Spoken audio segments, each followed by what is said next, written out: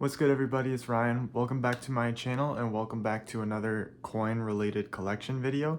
This video is going to be on my paper currency collection, which I have not shown you guys hardly any of yet. So I'm actually pretty excited to share this one with you guys. If you saw my video I released, I think 2 weeks ago from here, maybe 3 weeks ago from this video, where I explained different storage methods that you could use for coins, you did get a little sneak peek of some of my albums in my safe of my paper currency, and if you do want to watch that video, you can just go ahead and click right here if you'd like to see that. But anyways, I do have 3 albums of paper currency, which I honestly forgot. I thought I only had 2, so I don't even remember everything that's in these, so it's gonna be fun for me to look through with you guys as well to remind me of what I have. But we're gonna take you guys off of this tripod here and put you on the bipod so you can get that top down view so that I don't have to be dealing with the glare and trying to show you guys up here. If you enjoy this video, make sure to drop a like. Let me know in the comments if you liked it or not. And if you're new and would like to see more content like this in the future, go ahead and hit that subscribe button. We're on the road to 300 subscribers, so it'd be amazing if you helped us out with that. All right, let's start going through these albums. All right, so I'm kind of remembering why I have 3 albums now. So we're gonna go through this first one here, which they're kind of big, a couple of these, so they're kind of hard to fit on here, but you'll be able to see everything I'll show you. This album hardly has any currency in it because this is kind of my next overflow of random paper currency album, I guess you could say. So basically my other 2 albums, one is dedicated to United States currency, and I'm trying to make kind of like a paper currency typeset with that one because there are no albums kind of like the coin typesets for paper currency. So I'm trying to make one myself. And then the other one I have was my old one that was my original paper currency album that I turned into just a random foreign currency album. This one is just a continuation of that random foreign currency. So let's go ahead and open this up. I don't have much in here. I literally have like 1 page, this one and the next page. So the currency in here, these first 3 notes here are Polish currency. As you can kind of tell, and it says Polski here, which translates to Polish. So those are very cool. And then down here at the bottom is an Indian rupee, a 10 rupee, and this is Gandhi pictured on that note. And then if we turn the page here, you can see the reverse of these notes right there. And then go down a little bit for you to see this. And then we'll turn the page here to our last 2 notes, which are Indian rupees as well. A 500 rupee and a 100 rupee, and they both have Gandhi as well. I'm not sure if this is the current paper currency or not for India. It might be because I did get these from my dad more recently, but whatever this line of notes are, they just all have Gandhi on every denomination basically. So, but they're very nice looking notes. There's the reverse there as well. And then as you can see, I don't have anything else for this book. So that's just my reserve of foreign currency. So we will move on here to my other book of foreign currency. Actually, I'm thinking maybe we move on here to my United States typeset that I have that I'm trying to build, which is this album here. The last album I showed you guys, I believe, is a Lighthouse album. This one and the next one are Littleton Coin Company albums, which I have gone over that.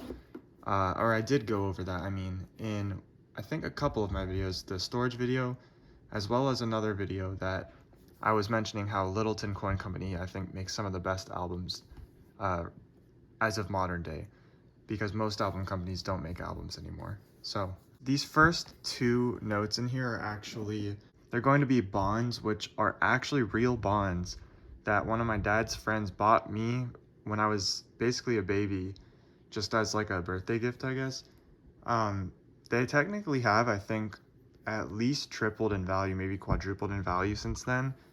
But they are real bonds that I could cash in. So I don't want to really show you guys what they look like because there's like a million serial numbers on there that I don't know which ones are important. I don't know which ones could steal my information. But if you guys do want to check that out, I do have a post of them on my Instagram coins account, which you can follow down below. There's a link in the description. In that post, I just blacked out all the stuff that might potentially be bad for somebody to see so that you can just still kind of generally see what the bonds look like because they are very cool. So go check that out if you'd like to see those, but I'm gonna take the 3rd note on this first page out and show you so that I don't have to take the bonds out. And it's a very cool one. So this right here is a $1 silver certificate note but this is a horse blanket note is what they're called. Basically all paper currency before 1929, because 1929 was when it changed, it was all this bigger sized note. In 1929, they approved the smaller note design, which is what we see today, I guess probably to save paper because these are pretty big, and maybe just to be of more practical use.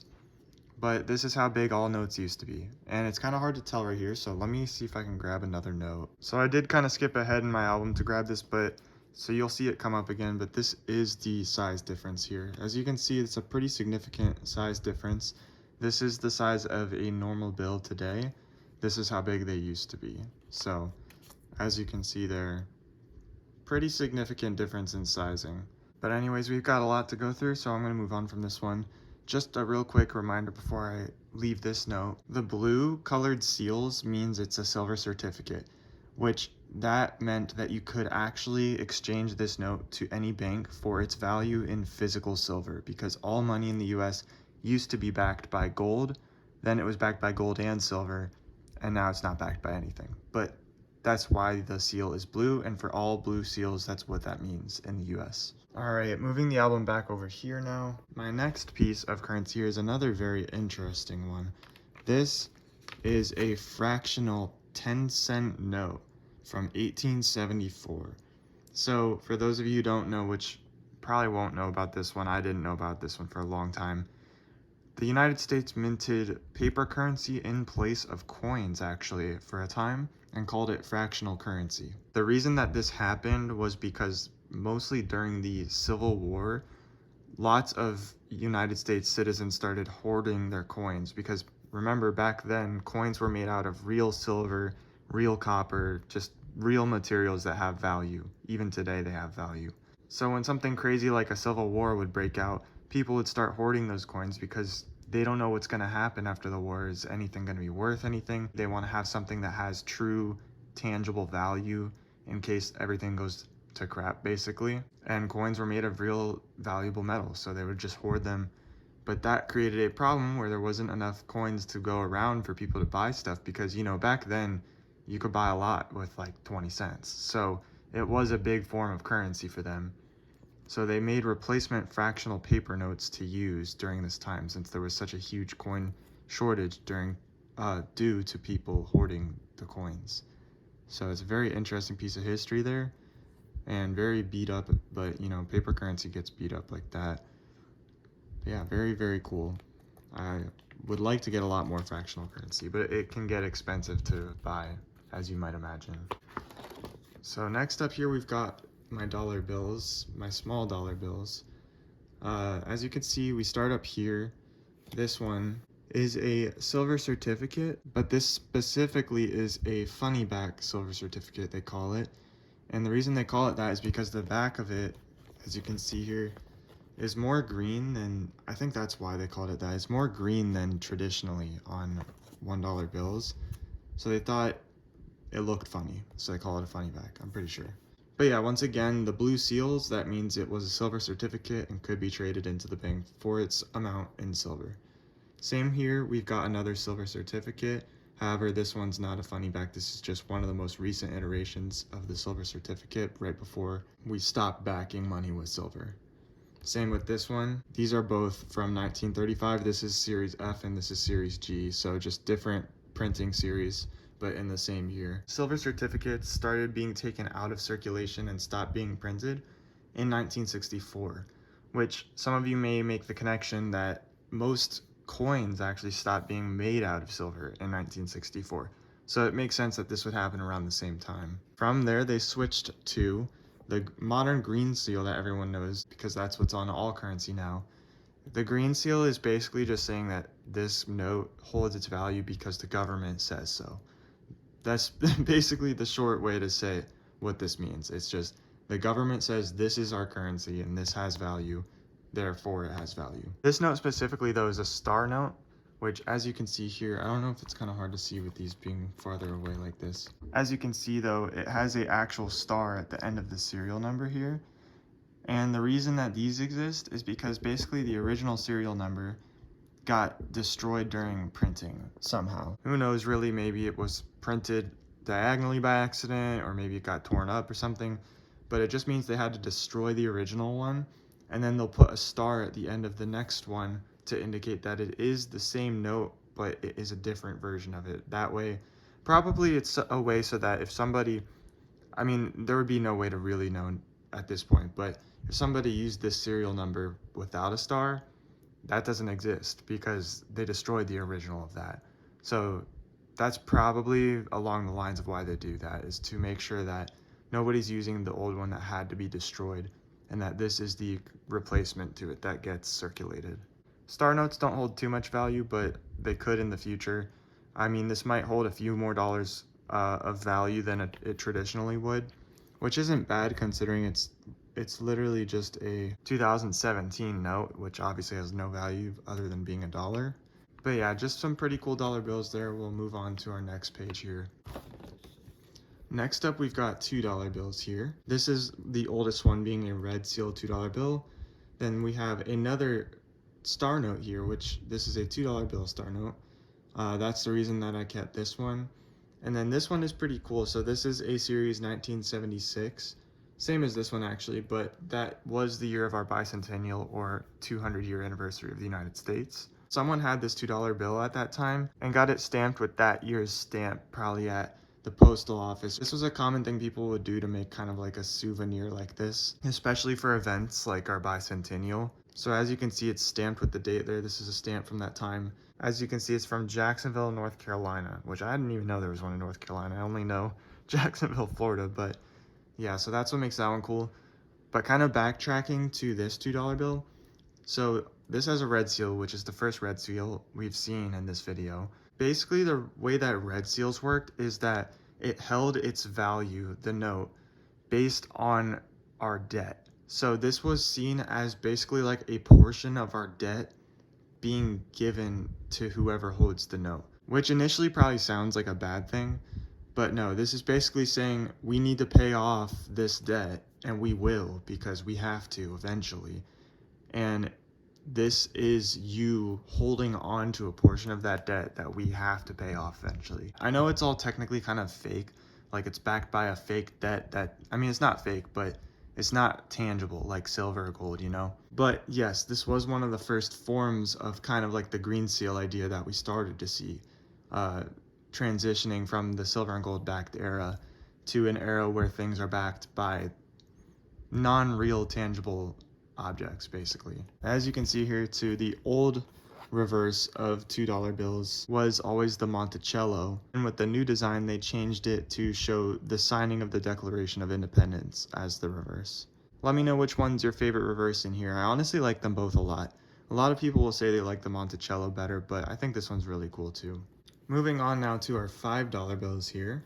We can kind of run through this a little bit quicker now because you guys understand all the seals that exist here at least.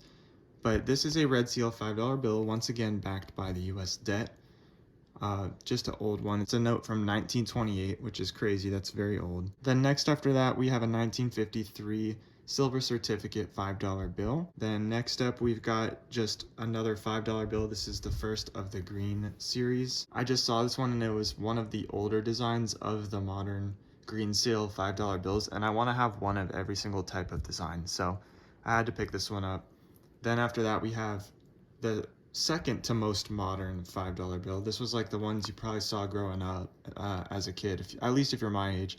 I'm 26, so when I was growing up, this is the kind of $5 bills I saw as a kid. We can go to the reverse here and see it really hasn't changed. I mean, it's changed like a little bit, but the building has always been the Lincoln Memorial, which makes perfect sense since Abraham Lincoln's the president on the $5 bill. Now moving on to $20 bills. This is where it starts to be like, should I save these? Because they are 20 bucks.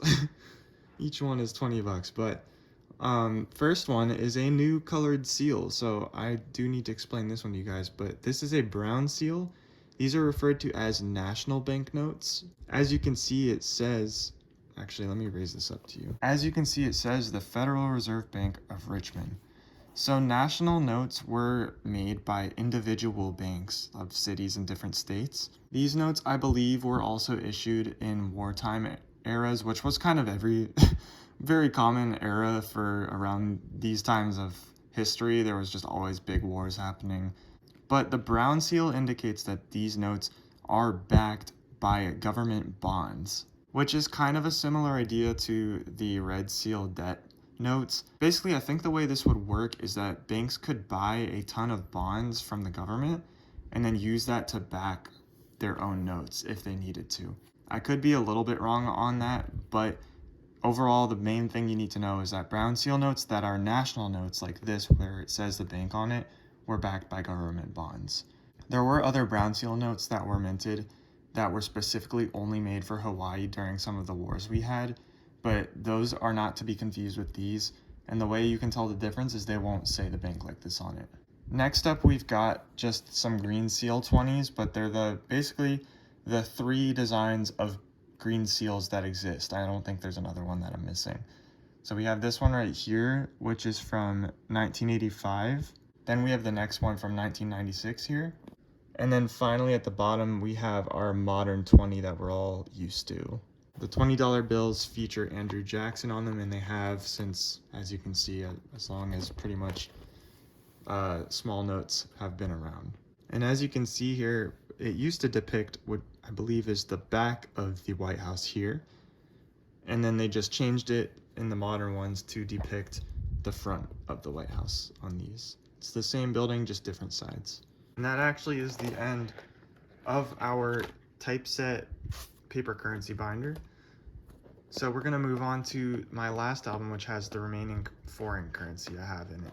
All right, here we have my original paper currency album that I used to have everything in, that has now become my foreign currency album, just because I wanted that other one that's way bigger and has the big, large note slots to be the one that holds all of my United States stuff. And I guess we have some empty slots in here. I think the notes in the blue album I had were too big for these slots is what happened, because this binder can only hold small size stuff. So there will be some US currency in here, I forgot. My typeset album, I'm trying to have one of every year or type of paper currency, kind of like my typeset coin album.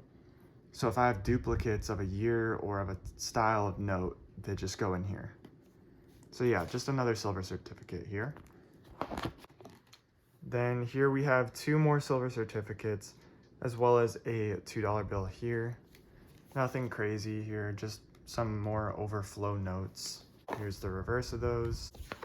Once again, some more $2 bills here. These $2 bills don't really hold much value. You can still get $2 bills actually from the bank. I don't know if you guys knew that. But my dad gave me these as a kid, so I just hold on to them. They could be worth something one day. I wouldn't be surprised if we stopped making $2 bills in my lifetime. So here we have a 10 peso Philippines note, which is very cool.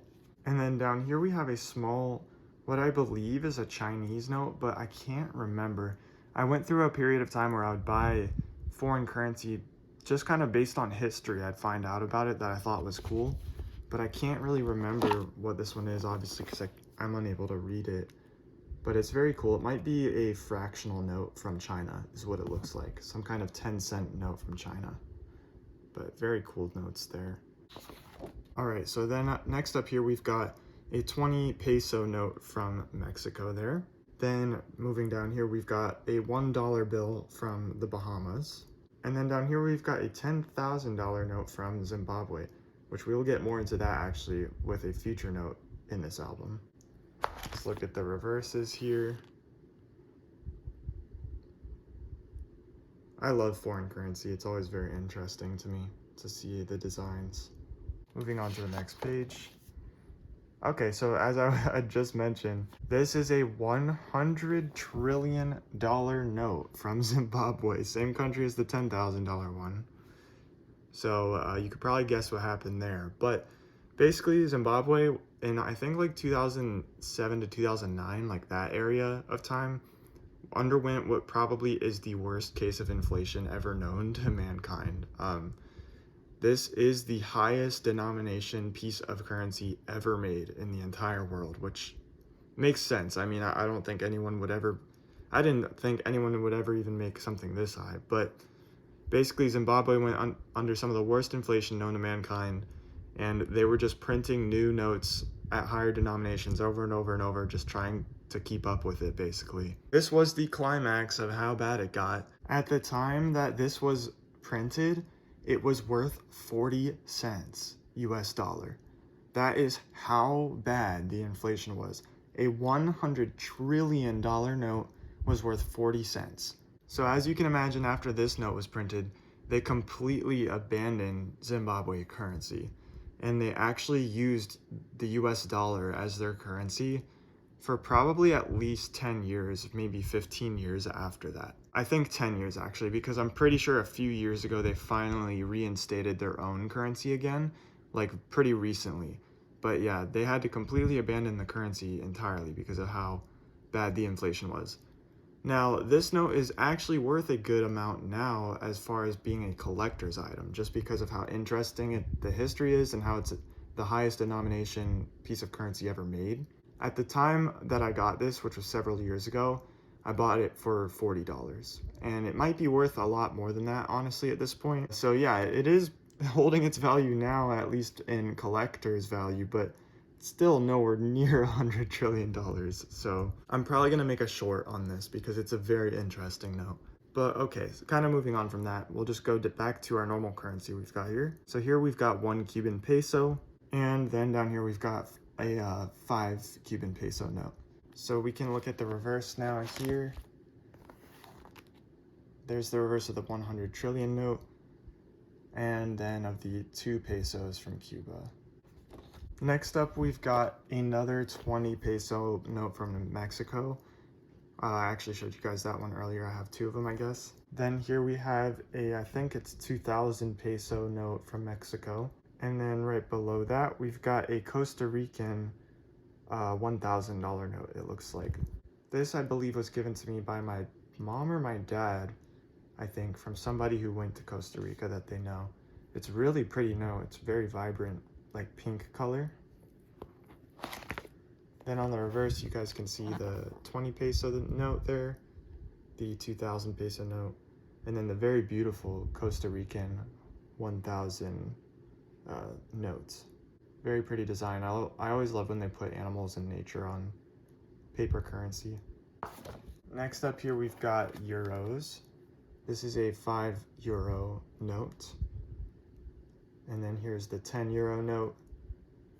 And then another one of these 10 rupee notes that I had one of in my first album. Flip to the back here.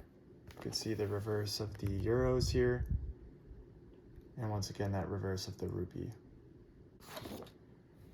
Here we've got some more Indian currency, some rupees. We've got a 50 rupee there, a 100 rupee there, and this one is a 500 rupee. And for those of you who don't know, rupees are quite low in value. I believe maybe the 500 rupees is worth like $1 or something like that. So these aren't actually worth like $500 or anything like that, but still very nice looking notes. Look at the reverses here.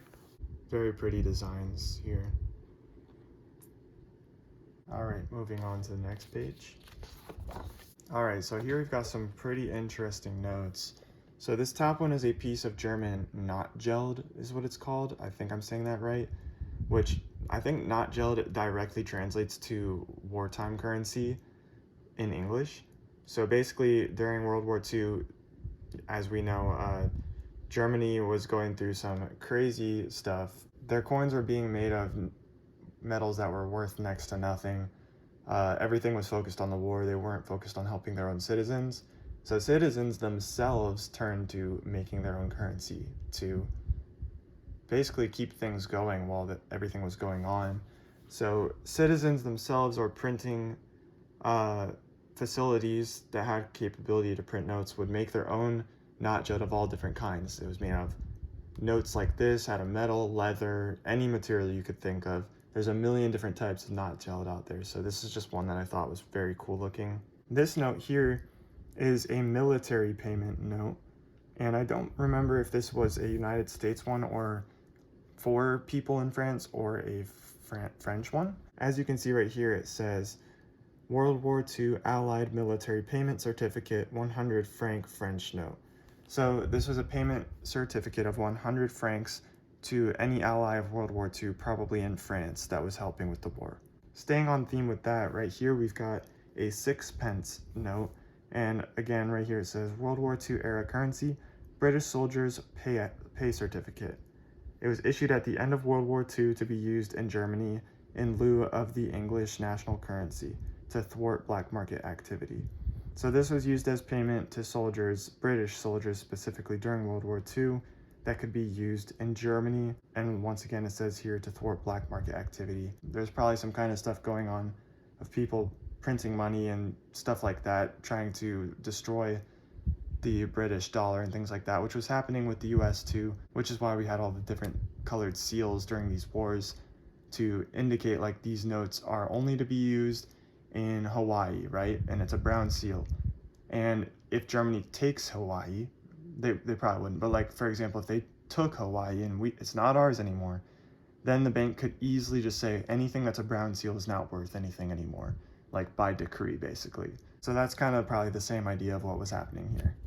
But let's show you guys the reverses here. First up, that knot gel has this vertical reverse, which is very, very pretty. Then we've got the franc military note there, and the 6 pence military note there. Next up, this is another set of knot gelled. This is one that was actually printed like in a set, like as you can see with serial numbers and everything. As you can see with these notes, it's got a letter here on each one.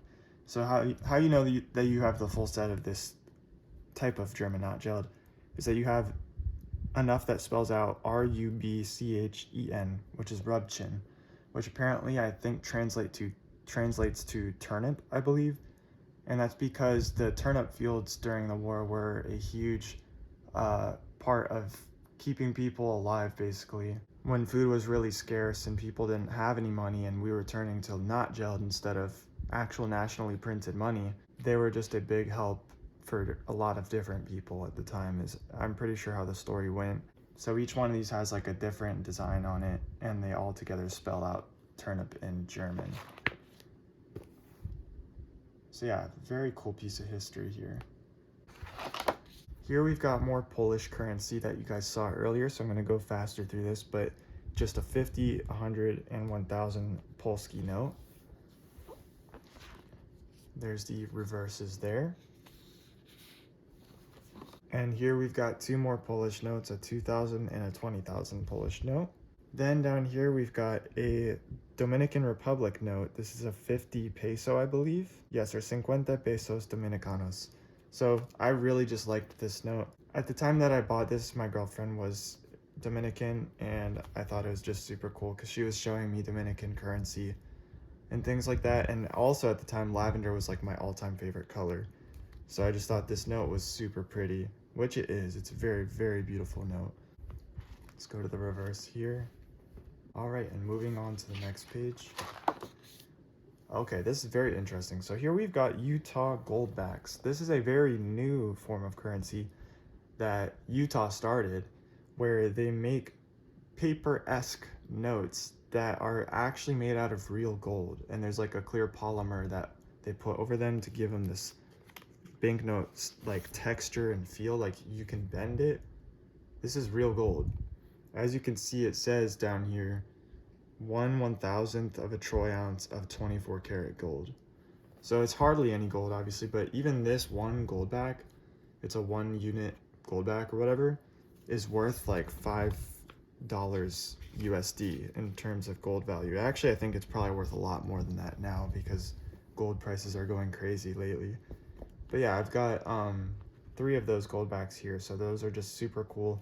I know a few more states have made their own versions as well now, and I know that they are actually recognized as a form of payment, especially in Utah. I think you can use these almost anywhere, which is very cool. I personally don't think I would use these just because I don't use paper currency in general myself, really. I just like to collect it, but it's a super cool idea.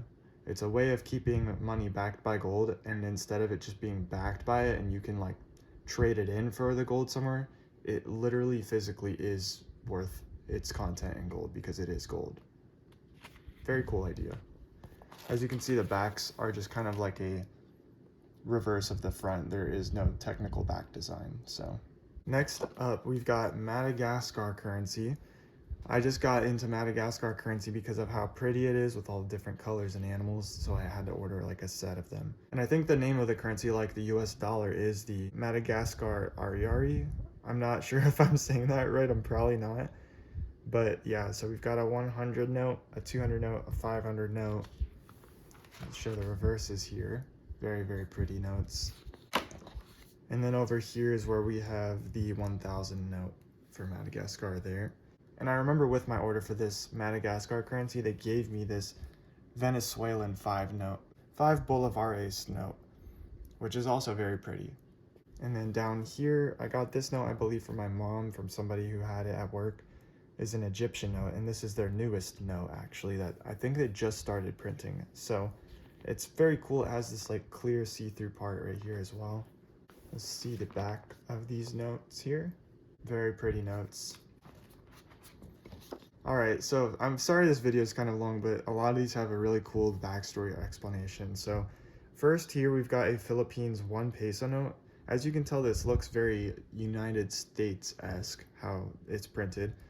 And that's because the United States did print a ton of these. And they printed them to celebrate the liberation of the Philippines from, I believe, British control was who was controlling it at the time. It could have been someone else controlling it too, though. The Philippines were controlled by a bunch of people over a long portion of their history. And it's called a victory note because of the back mostly, but you can see right here it also says victory. So yeah, these were made to celebrate the victory in the Philippines. And I'll just go to the back for a second here so you can see they've printed victory across the back here. And a war general that helped liberate them quite literally sailed to the Philippines from the United States with like huge boxes, just boxes and boxes full of these notes, just to release them into circulation in the Philippines. So very interesting there. Then here we have a Fiji, yes, $7 note. So this note was actually printed specifically to commemorate Fiji's men's rugby team winning the Rugby Olympic tournament in the 2016 Rio Olympics for the first time in Fiji's history. They won in the sevens category, so I think that means 7 versus 7. I don't really watch rugby really myself, but yeah, they printed a whole $7 note to commemorate that, and that's why it was a 7, is because it was 7v7 tournament. So just a very, very cool, interesting piece of currency there. And then as you can see on the back here is the team and the coach. And yeah, you can see there it says Fiji Rugby Sevens Gold Olympians. Very interesting piece of currency, very pretty one as well. And just super unique to have it centered around sports. You don't really see that. All right, next page, we've got here, my parents got me this for Christmas once. Probably not worth anything, but just cute. It's like a Santa $1 bill, where they probably just put like a Santa sticker on there. Then here we've got 2 more $1 star notes that I've found. Again, not really worth too much right now, but could be one day. And then finally on the back here, we've got another, actually, one of those Egyptian notes. So I guess I've got 2 of them. One of the new 10-pound notes. And that is my entire paper currency collection.